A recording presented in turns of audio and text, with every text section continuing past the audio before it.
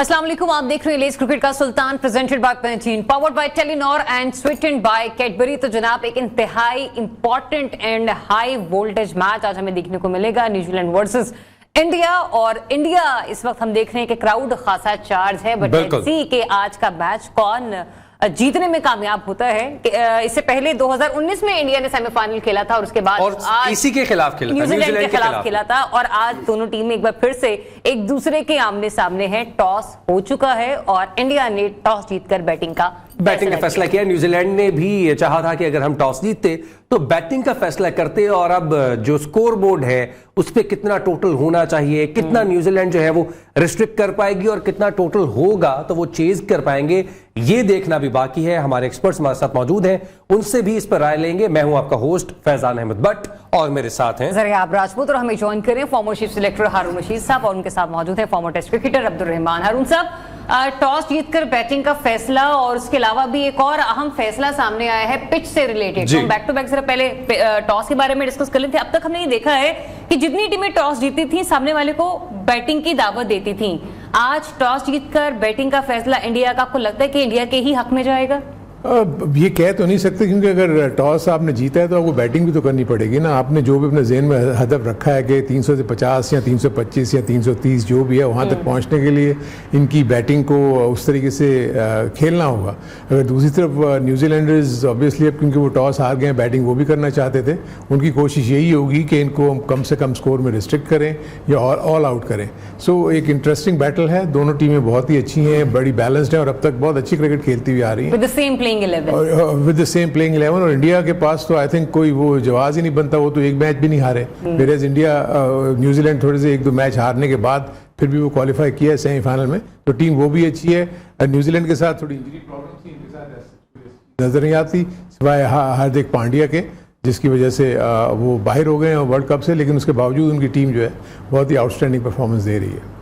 अब्दुल रहमान भाई, टॉस जीतकर बैटिंग का फैसला किया और हमने वो शोर महसूस किया यहाँ पर बैठ के भी कि इंडियन क्राउड बहुत सपोर्ट कर रहा है इंडिया को, वेयरएज न्यूजीलैंड के जब कैप्टन केन विलियमसन बात करने आए तो इतना क्राउड ने जो है ना शोर नहीं मचाया। ये सवाल तो आपसे पूछ लूं कि स्कोर कितना होना चाहिए, किस तरह रिस्ट्रिक्ट करना चाहिए, ये तो हमने हर मैच में पूछा है। आज के मैच में शायद वो शाहरुख खान वाली बात याद आई हो, ये 70 मिनट में आपको ये नहीं बताऊंगा कि आपने कैसे खेलना है, आपने जाना है और जीतने के लिए जाना है। न्यूजीलैंड टीम पे इतना प्रेशर नहीं है जितना इंडिया टीम पे प्रेशर। बिल्कुल, क्राउड जरूर शोर कर रहा है, लेकिन देखिए विलियमसन ने जैसे अपने कमेंट्स दिए, कितना स्माइली फेस था, वो अंडर प्रेशर नहीं है, क्योंकि इससे पहले भी वो वर्ल्ड कप के फाइनल में खेल चुके हैं। तो ये सारा और इंडिया से हमेशा जीते हैं, तो प्रेशर सारा इंडिया के ऊपर है। न्यूजीलैंड तो बड़ी अच्छी आराम सुकून से अपनी क्रिकेट खेलेगा। अगर एक आधी विकेट अर्ली मिल गई तो ये शोर जो क्राउड का आपको आ रहा है ये बिल्कुल खत्म हो जाएगा, सन्नाटा हो जाएगा। एग्जैक्टली, वो कभी भी स्पेशली इस वर्ल्ड कप में उन्होंने किसी भी टीम को सपोर्ट नहीं किया।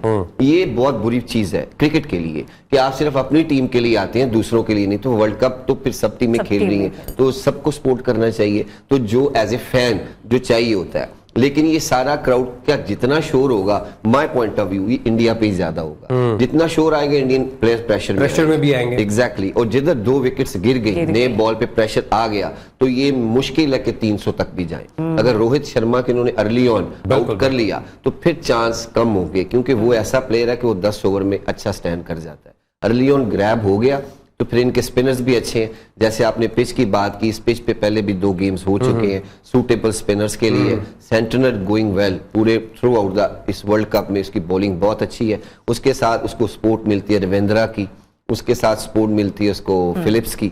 तो अगर टर्निंग ट्रैक शुरू हो गया तो इंडिया भी स्टक हो सकता है। तो is going to be interesting game. Let's see कि हाउ इंडिया अपने प्रेशर को कैसे हैंडल करता है। रवि शास्त्री ने भी यही पूछा कि आपसे पहले, उसने कहा हाँ बिल्कुल 2019 में भी हम हारे, उससे पहले भी। तो उनके अपने अंदर भी इतना प्रेशर है कि हमने इस मैच को जीतना है। तो न्यूजीलैंड एक स्माइली फेस है, उनको क्राउड का इतना कोई नहीं है, दे लव इन इट। वो इस क्राउड को एंजॉय करेंगे और अपनी क्रिकेट को भी एंजॉय। बिल्कुल, इंडिया अपना जो नॉकआउट स्टेजेस का जिंक्स है वो तोड़ पाएगा या नहीं, ये तो देखना भी बाकी है। लेकिन आपने पिच की बात की, तो पिच के हवाले से एक खबर भी है, ज़रियाब आप चाहेंगे इसको डिस्कस करना? बिल्कुल डिस्कस करना चाहेंगे, क्योंकि तारीख में से पहली बार हो रहा है और ये हमने ब्रिटिश मीडिया जो है इस चीज को हाईलाइट करता हुआ हमें नजर आया। उसने कहा कि पिच कोई और थी, पिच नंबर 7 पर ये मैच खेला जाना था, लेकिन अब पिच नंबर 6 पर ये मैच खेला जा रहा है।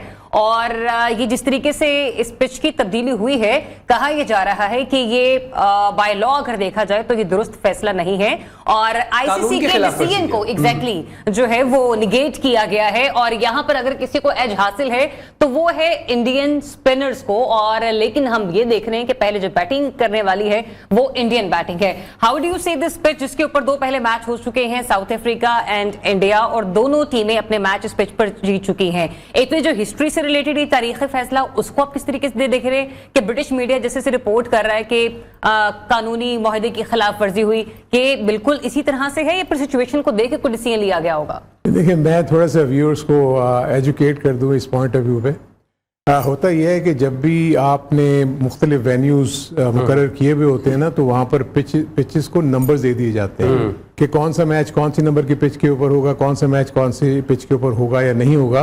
तो यहाँ पर जो फैसला हुआ था वो ये था कि पिच नंबर 7 के ऊपर मैच होना था, लेकिन ग्राउंड अथॉरिटीज ने 3 से 4 दिन पहले एंडी एटकिंसन को बताया कि पिच नंबर 7 के ऊपर कुछ इश्यूज हैं जिसकी वजह से वो पिच नहीं बन सकती, तो हम पिच नंबर 5 पे खेलेंगे।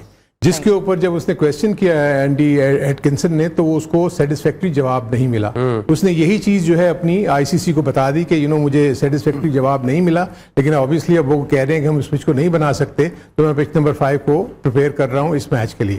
अब इसके पीछे डेफिनेटली मुझे तो यही नजर आ रहा है कि इंडियन क्रिकेट बोर्ड का इसमें अमल दखल होगा कि वो ये समझते हैं कि पिच नंबर 5 उनको ज्यादा सूट करेगी, क्योंकि बिल्कुल जो फ्रेश पिच होती है ना, उसका आपको पता नहीं होता कि ये पिच कैसे बिहेव करेगी। तो दोनों टीमों के लिए वो नई पिच होती है और वहां पर क्या सिलसिला होता क्या नहीं होता वो तो बात की बात है, क्योंकि वो पिच उनको मिली नहीं, तो पिच नंबर 5 पे खेलेंगे।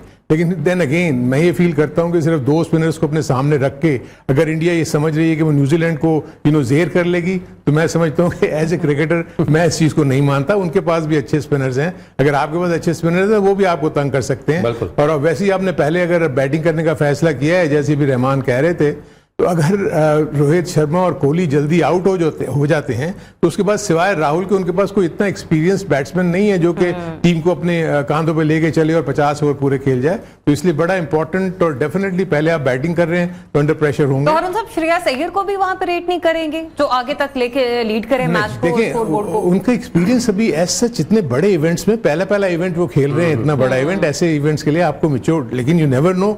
जैसे हम रविंद्रा को देख रहे हैं कि उसने आउटस्टैंडिंग परफॉर्मेंस दी, पहला अपना वर्ल्ड कप खेल रहे हैं। सो प्लेयर्स तो अच्छे होते हैं, लेकिन होता यह है कि जब एज एन एक्सपर्ट आप बैठ के जब आप एनालाइज करते हैं तो आप वेट देते हैं उन लोगों को जिन्होंने ऑलरेडी परफॉर्म किया हुआ होता है। अच्छा कर जाएंगे तो बहुत ही अच्छी बात है, लेकिन आई थिंक आप न्यूजीलैंड जो है ना बहुत मेथोडिकल क्रिकेट खेलती है।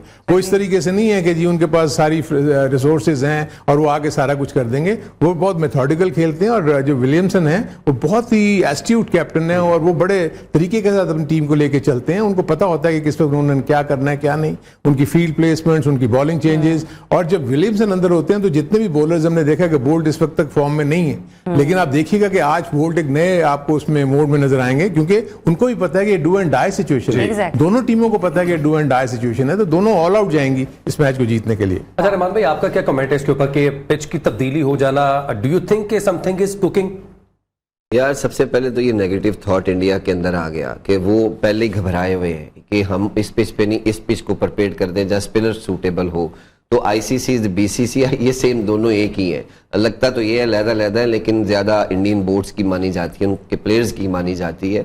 देखिए कि उन्होंने पिच तब्दील करनी करवा ली जो उनको सूटेबल है, लेकिन दूसरी तरफ जैसे हारून भाई ने भी कहा है, मैं भी अक्सर कहता हूं कि उनके पास भी स्पिनर्स हैं, और इन जब टर्निंग ट्रैक आता है, तो जब टर्न होता है तो हर दुनिया का हर बैट्समैन स्ट्रगल करता है।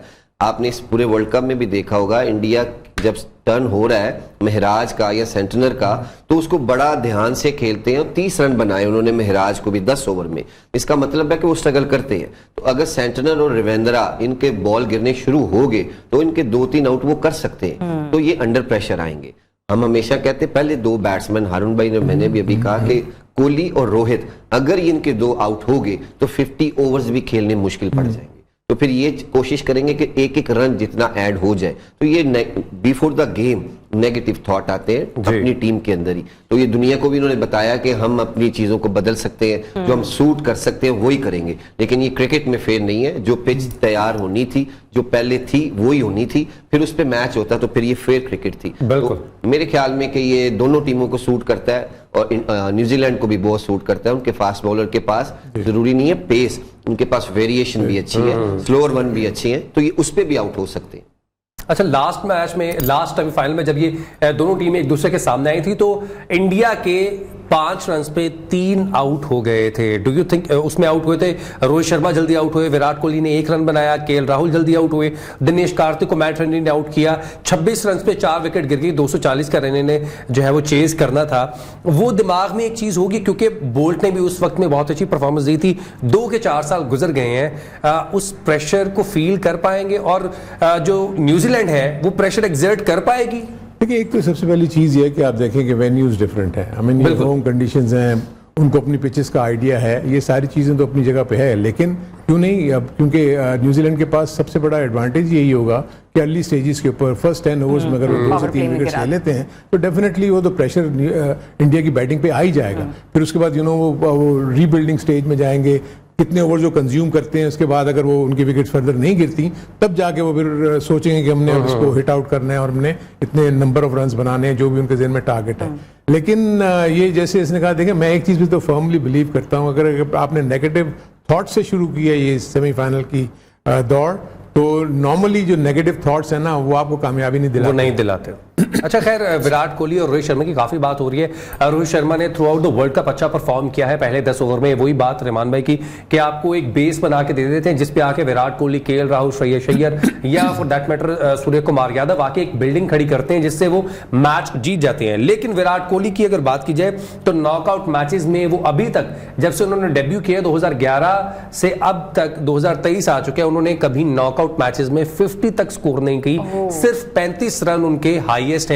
आपको लगता है कि जो विराट कोहली हैं वो प्रेशर ले जाते हैं? क्योंकि 2011 के क्वार्टर फाइनल में 24 रन स्कोर किए, सेमीफाइनल में पाकिस्तान के खिलाफ 9 स्कोर किया, फाइनल में 35, जब बांग्लादेश में खेले 2015 क्वार्टर फाइनल 3 स्कोर किया, 2015 में ऑस्ट्रेलिया के खिलाफ 1 स्कोर किया सेमीफाइनल में, और 2019 में भी 1 स्कोर किया अगेंस्ट न्यूजीलैंड। ये हिस्ट्री जैसे बता रही है कि आज भी कुछ ऐसा ही लग रहा है। प्रेशर जरूर होता है फैजान, दुनिया का वर्ल्ड क्लास प्लेयर हो, कोई भी हो, जब इतनी बड़ी गेम हो और होम क्राउड हो, एक एक बॉल के ऊपर, एक एक सेकंड के ऊपर इतना आपको नॉइज़ी मिलता है, तो फिर आपके ऊपर प्रेशर जरूर आता है। आपने परफॉर्म करना, इस वर्ल्ड कप में इसने अच्छा परफॉर्म किया, लेकिन इस मैच में मैंने आपको पहले कहा सारा प्रेशर न्यूजीलैंड पे नहीं, इन पे इंडिया पर है। न्यूजीलैंड तो ये वो न्यूजीलैंड तो इंग्लैंड में इंग्लैंड के खिलाफ फाइनल भी खेल चुके हैं, एग्जैक्टली, उनको प्रेशर हैंडल करना आता है, हरा भी चुका है। प्रेशर किस पे आया? इनकी बैटिंग पे। तो वही बात कि अगर ये 2 प्लेयर, कोहली का आज भी बहुत अंडर प्रेशर होगा, अगर रोहित आउट होता है तो फिर इसका मतलब है 50 ओवर की जिम्मेदारी कोहली पे, बिल्कुल ऐसे ही 50 ओवर अपने राउंडिंग खिलाने हैं, तो वहां पे आपके चांस होते हैं कि आप अपनी जो इनिंग्स को बिल्ड करने का थॉट करके आते हैं वो चेंज हो जाता है। जब अर्ली विकेट गिरती है तो फिर आप लंबा सोचते हैं पिच पे स्टे करने का, वहां बॉलर अटैक कर सकता है, वहां आपके डॉट बॉल क्रिएट होते हैं, वहां प्रेशर बिल्ड होता है। आज इनकी बैटिंग का भी यही टेस्ट है, अगर 2 आउट जल्दी हो गए फिर पता चलेगा जो के राहुल और सरिया लेकिन ये 2 आउट में आपसे सवाल यहीं पे पुट करना चाह रहा हूं, कौन करेगा? ट्रेंट बोल्ट ओपनिंग करेंगे ऑब्वियसली बॉलिंग की, लेकिन दूसरे एंड पर किसको देख रहे हैं आप, साउथी और लोकी फर्ग्यूसन? मेरे ख्याल में कि साउथी को ये पहले बॉल कराएंगे क्योंकि नए बॉल पे उसको थोड़ा सा एज होता है सीम स्विंग का, तो उस पे चांस है क्योंकि उसकी पेस भी इतनी नहीं है, 130 उसके अंडर है। तो ये एक ऐसा ट्रिकी बॉलर आते हैं कि इनका अगर अंदर से छोटा मोटा स्विंग हो जाए तो विकेट के बहुत चांस होते हैं, क्योंकि नए बॉल पे बैट्समैन को पेस चाहिए, थोड़ी पेस आती है, अच्छा मिडल होता है, और पिच भी वैसा नहीं है कि जैसा बैटिंग ट्रैक जिसको कहा जाए, ये स्पिनर्स के लिए सूटेबल कही जा रही है। तो इस पे फास्ट बॉलर ट्रिक हो सकता है लो रह जाए, हो सकता है अनइवन बाउंस हो जाए, तो इस पे बड़े चांस है सऊदी के टीम सऊदी के इनको आउट करने के। मेरे ख्याल में कि न्यूजीलैंड का पलड़ा भारी रहेगा, बॉल अच्छा बॉल करेंगे, इन स्विंग उनका बहुत अच्छा है, रोहित शर्मा अक्सर इनसाइड आउट होते हैं, तो एक चांस है कि नए बॉल पे। बिल्कुल टेक्निकलिटीज पॉइंट ऑफ व्यू से देखा जाए तो न्यूजीलैंड का पलड़ा हमें इस लिहाज से भी भारी नजर आ रहा है क्योंकि पिछले कुछ मैचेस में उनको थोड़ी सी डुबियस उनकी परफॉर्मेंस हमें देखने को मिली, लेकिन with the passage of time वो ग्रो करते हुए हमें नजर आए। और ये वो वाहिद टीम है, हमने साउथ अफ्रीका को भी प्ले करते हुए देखा है, ये पैनिक नहीं होती। 400 रन का पहाड़ उन्होंने पाकिस्तान के अगेंस्ट खड़ा किया, दो के फखर जमान ने माशाल्लाह बहुत अच्छा परफॉर्म किया, फिर अल्लाह ताला की मेहरबानी है पाकिस्तान के साथ हम वो मैच जीत गए, लेकिन इनके माइंड में था कि हम लोग इतना जाके स्कोर बोर्ड पर स्कोर लगा दें कि हम लोगों के लिए मैच खेलना और उसको विन करना और ज्यादा आसान हो जाए। लेकिन साथ ही साथ जहां पर टेक्निकलिटीज में हम इन्हें बड़ा पॉजिटिव देख रहे हैं, हमको लगता है कि अब जो स्पेक्टेटर्स हैं जो घर पे बैठ के भी मैच देख रहे हैं सर, उनकी भी एम्पैथी, सिंपैथीज नहीं एम्पैथीज इनके साथ होगी, क्योंकि पिच भी चेंज हो चुकी है, इंडिया खेल भी होम ग्राउंड पर रहा है अपनी मर्जी के साथ। देखिए, सबसे पहली चीज तो है कि उनको फर्दर प्रेशर और भी है, ये एक तो न्यूजीलैंड का प्रेशर है और हमारा भी है कि हम भी चाहते हैं इंडिया आ रहे तो इसलिए ये डबल जबर्टी है। क्योंकि देखिए अब मैं तो वैसे हम ये ऑन द लाइटर नोट ये बात कर रहा था मैं, लेकिन देखिए क्रिकेट के पॉइंट ऑफ व्यू से मुझे तो जितना भी एक्सपीरियंस रहा है वो यही है कि जब तक हम पॉजिटिव फ्रेम ऑफ माइंड से अंदर नहीं जाते ना तो रिजल्ट्स हमारे हक में नहीं आते। तो मैं ये कह रहा हूँ कि नेगेटिव उसके ऊपर शुरू हुआ है, लेकिन बाज दफा आपको पता है कि गलत काम करने पे भी लोग जो हैं बहुत कामयाबियां हासिल करते हैं। तो यू नेवर नो, अगर इंडिया ने अपने ये सूट करते हुए अपनी पिच को अपने मुताबिक किया, लेकिन अभी तो देखना ही है कि क्या इस पे स्पिन होता भी है कि नहीं। बिल्कुल, पिच उस तरह बिहेव करती भी है कि नहीं, कुदरत का निजाम भी तो है ना, क्योंकि बाकायदा प्रिपेयर हुई होगी जो कुछ भी होगा, और अच्छी उसकी प्रिपरेशन पे तो एड किस्म पे कोई प्रेशर नहीं होगा ना। उसने तो पिच उसी तरीके से प्रिपेयर की होगी जो उसने पिच नंबर 7 करनी थी, पिच नंबर 5 भी उसने वही प्रिपेयर की। अब वो किस स्टेज पे जाके वो स्पिन लेती है, क्योंकि मैं ये फील करता हूँ जो स्क्वायर होता है 10 से 11 पिचेस का, उसमें सेम कंटेंट होता है, क्ले का भी और सैंड का भी और ग्रेवल का भी, जो भी वो पिच बनती है। लेकिन ये कई पिचेस ज्यादा यूज होती हैं तो उनका बिहेवियर थोड़ा चेंज हो जाता है, जो पिचेस ज्यादा यूज नहीं होती उनका बिहेवियर डिफरेंट होता है। तो ये चीज देखनी होगी, लेकिन आई थिंक पिच को तो वो सबने अपने जहन से निकाल दिया होगा। अब उन्होंने जो है ना परफॉर्म करना है। बॉलिंग पहले कर रही है टीम, वो चाहेगी कि इसको कम से कम स्कोर में आउट करें या इनको रोके किसी एक खास सतह पे जो उनके ज़हन में कि हम चेज कर लेंगे। मैं अगर इसमें थोड़ा सा एक ब्रेक की तरफ जाना है, हाँ। क्योंकि सम टाइम ऐसे होता है कि पिच का जो मिडिल एरिया अच्छा प्रिपेयर किया जाता है और जो आगे स्पिनर्स के लिए उसको अच्छा प्रिपेयर नहीं किया जाता। तो ये पिच नंबर 5 पे आना, उस एरिया को ऐसे रफ छोड़ना, लुक वाइज तो बहुत ब्यूटीफुल होगी लेकिन साउंड लगेगी। लेकिन जब देखिएगा मैच शुरू होगा तो आपको फर्स्ट 1-2 ओवर्स में ही पता लग जाएगा स्पाइक्स के मार्क से, रनिंग से, कि ये प्रॉपर प्रिपेयर नहीं है। टीम जो है वो ग्राउंड में आ चुकी है और नेशनल एंथम्स जो है वो वानखेड़े स्टेडियम में दोनों टीम्स के जो है वो बजाए जाएंगे। तब तक के लिए हम ब्रेक पे चले जाते हैं। बिल्कुल, एक ब्रेक लेते हैं। क्रिकेट का सुल्तान।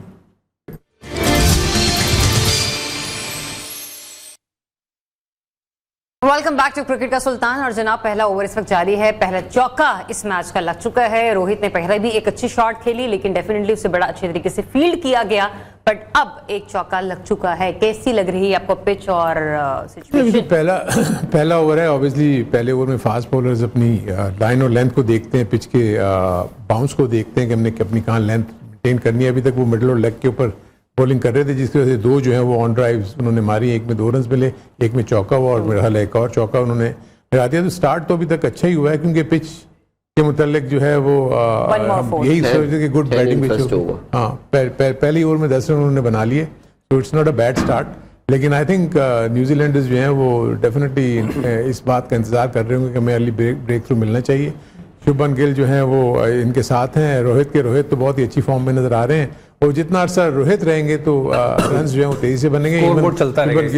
शुभमन गिल भी जो है वो इतना बॉक डाउन नहीं होते, वो भी खुल के खेलते हैं, क्योंकि फर्स्ट 10 ओवर्स में जो 2 फील्डर्स बाहर होते हैं उसका एडवांटेज आप ले सकते हैं अगर बॉलर्स जो हैं वो ऑफलाइन हो। अभी तक तो वो with in the wickets bowling करने की कोशिश कर रहे हैं, क्योंकि बहुत ज्यादा ना सीम मूवमेंट नजर आ रही है ना स्विंग नजर आ रही है। रहमान भाई, लो बाउंस नजर आ रहा है आपको, क्योंकि आगे पड़ी भी बॉल जो है वो ज्यादा ऊपर नहीं आ रही है, आपको फ्रंट फुट पे जाके ही उसको सही से ड्राइव करना पड़ रहा है। ऑब्वियसली जो पहला ओवर जैसे देखा है उसमें तो इतना बाउंस नजर नहीं आया, तो लेकिन ये है कि जैसे जैसे ये ओवर इस पिच पे गुजरते जाएंगे, मेरा ख्याल है कि ये और बैटिंग ऑन लो होता जाएगा, बैटिंग के लिए मुश्किल हो जाएगा नए बॉल पे। इसलिए मेरा ख्याल है रोहित इतना स्पीड से चार्ज करेंगे। देखिए पहले ओवर में 2 बाउंड्रीज उनको मिल गई, तो वो कोशिश करेंगे कि वही जैसा उनका पहले माइंड का थॉट है कि 10 ओवर में मैं जितने रन बना लूं स्पिनर्स के आने से पहले अगर 5-6 ओवर्स में ये बाउंड्री कंटिन्यूसली करते हैं तो वो स्पिनर्स जल्दी आ जाएंगे।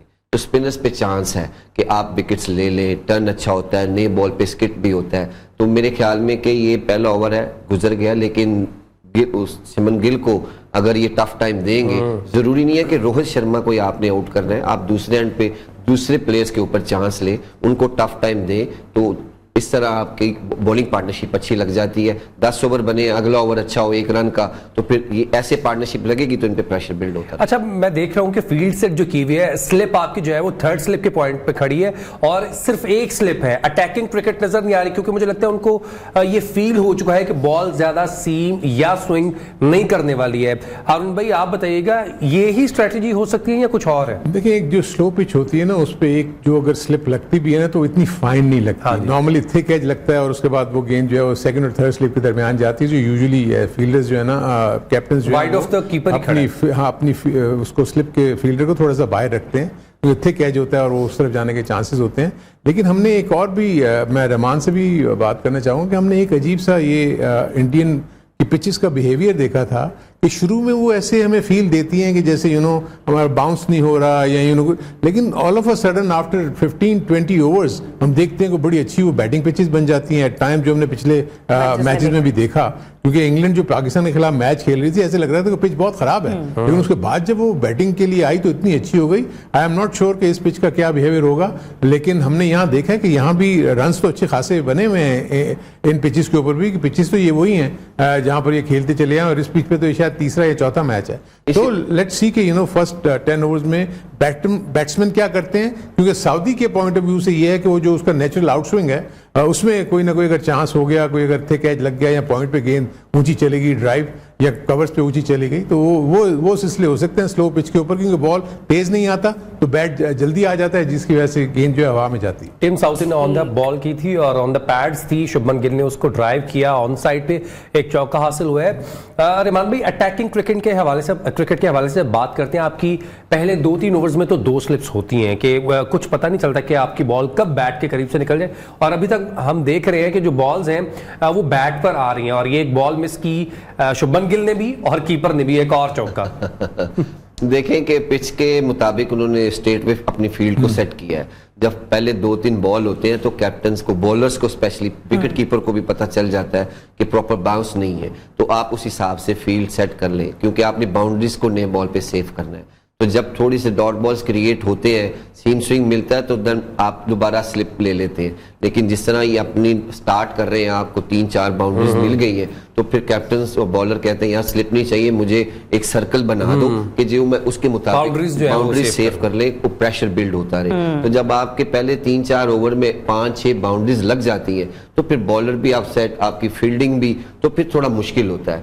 लेकिन ऐसी कंडीशन में पहले 5-10 ओवर लग भी जाते हैं, लेकिन सडनली फिर एक ऐसा टाइम आता है बॉलर्स के पास कि जिधर आपको विकेट्स मिलती हैं या डॉट बॉल की रेशो बढ़ जाती है। जैसे तो खेल रहे हैं, मुझे लग रहा है कि स्पिनर जल्दी आ जाएंगे। अगर इसी तरह स्टार्ट हुआ ना तो स्पिनर हो सकता है आज 7वें-8वें ओवर में आप देख लेंगे कि वो फिर स्पिनर का भी पता लग जाएगा कि उसकी गेंद कितना एडवांटेज हो रहा है उससे। हाँ, बट एनीवेज यहाँ तो नहीं लग रहा कि फिलहाल इस वक्त इंडिया प्रेशर में हमें नजर आए, एक अच्छी तरीके से वो बैटिंग अपनी करता हुआ नजर आ रहा है। लेकिन हमारे एक बैटर हमें परेशानी में जरूर नजर आ रहे हैं, और वो हैं टीम के कैप्टन जनाब बाबर आजम।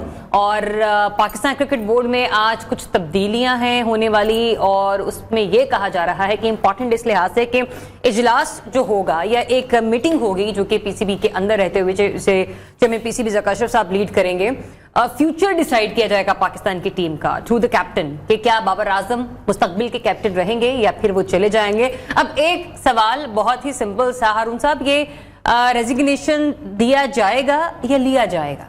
लेकिन जो मैं हिस्ट्री बता रहा हूँ आपको, उमूमन होता यही है कि हमारे यहाँ सिर्फ पैनिक उस वक्त फैलता है जब पाकिस्तान किसी भी मेगा इवेंट में अच्छा परफॉर्म नहीं करती।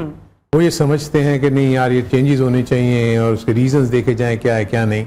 तो एक आध इंक्वायरी कमेटी बिठाते हैं। इन्होंने तो फॉर्मर क्रिकेटर्स को बुला लिया, लेकिन जो मैंने खबर पड़ी थी वो फॉर्मर क्रिकेटर्स इनको एडवाइस कर रहे हैं कि आप बहुत ज़्यादा होलसेल चेंजेस ना करें। आई थिंक क्योंकि आपके पास बैक टू बैक आपकी सीरीज हैं, ये सारी चीज़ें हैं। लेकिन जैसे आप अभी बता रहे हो कि बाबर आजम शायद कप्तानी से हट रहा है, तो होता ही है कि फिर आप ना उनको बुला के बता देते हैं कि भाई थोड़ा कॉन्फिडेंस हमारा आप पे नहीं है, अगर आप रिजाइन कर देते हैं तो वो आपका बड़ा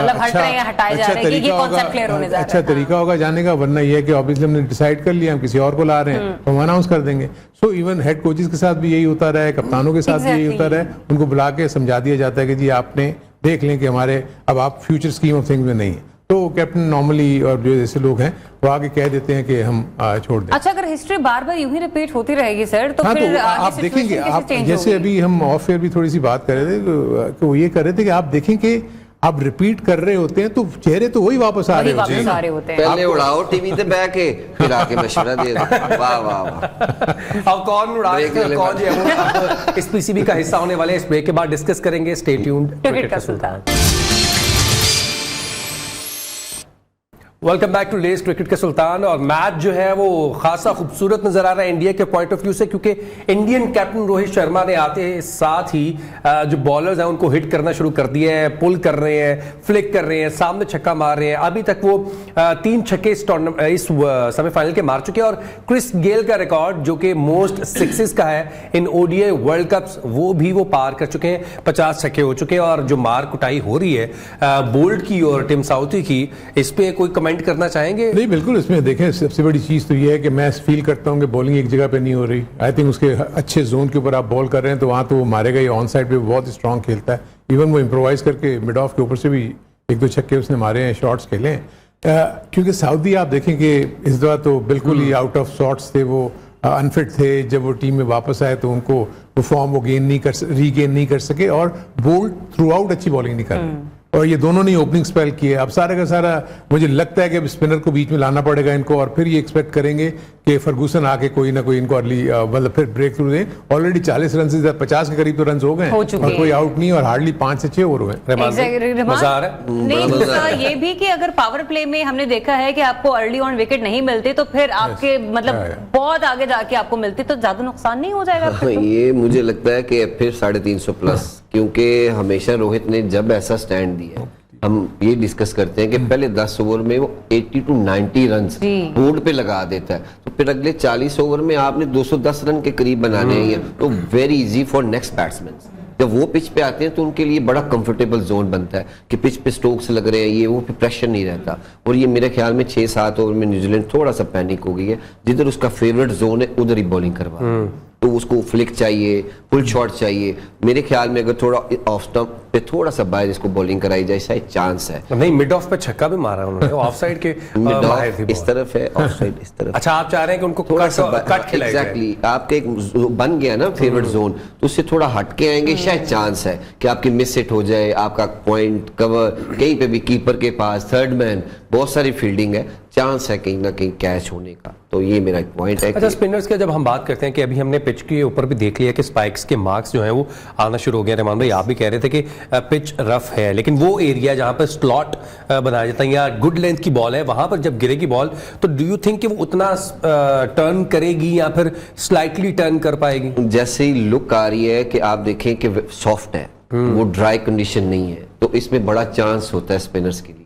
अच्छा, बॉल स्टक भी होता है, थोड़ा फंसता है, आपका प्रॉपर बैट पे नहीं आता, और जो तेज करता है उसका तो आता है। जैसे सेंटनर ने इस पूरे इवेंट में फ्लाइट के साथ बॉलिंग की है, वेरिएशन के साथ, तो वो एक इनके लिए डेंजरस साबित हो सकते हैं। रविंद्रा भी हो सकते हैं, क्योंकि दोनों एंड से सेम है। तो जो थिंकिंग थी इनकी कि पिच ऐसा है, पिच चेंज क्यों किया, तो वो नजर भी आ रहा है कि वो क्यों चेंज किया। एग्जैक्टली क्यों चेंज किया, तो वो उसे इसीलिए बैट फर्स्ट इसलिए करना चाहते थे कि हम 350 325 लगा दें बोर्ड पे, तो ये प्रेशर सारा न्यूजीलैंड के ऊपर जाए। और पिच को जितना खराब करना चाहें, वो शू मार्क्स हो और रनिंग के मार्क्स हो, उससे खराब हो जाए, उसके बाद जब हमारी बॉलिंग आए तो विल गेट मोर टर्न। तो ये तो आप ठीक कह रहे हैं, लेकिन आई थिंक अंपायर्स इन सारी चीज़ों को वॉच कर रहे होते हैं। बाज दफा फॉलो थ्रू में जैसे बॉलर बॉलिंग करके वो अपने उस डेंजर जोन से चला जाता है ताकि वो गुड लेंथ स्पॉट पे स्पाइक का निशान कर दे। लेकिन ये अंपायर्स काफी मॉनिटर कर रहे होते हैं, even running between the wicket में भी वो कहते हैं कि अपने जोन में बाहर जाएं।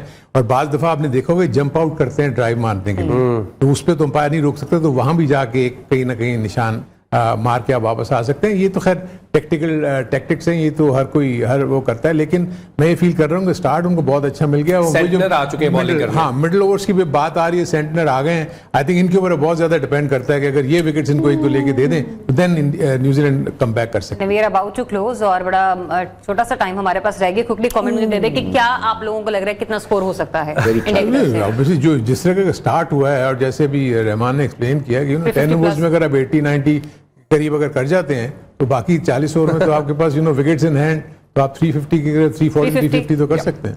जनाब 350 पॉसिबल नजर आ रहा है इंडिया की तरफ से। लेट्स सी आगे चलकर क्या होता है। अभी तो बहुत सारे ओवर्स पड़े और सेंचुरी आ चुके हैं। रात को इंशाल्लाह एक बार फिर से आपसे मुलाकात होगी। तब तक के लिए अल्लाह हाफिज।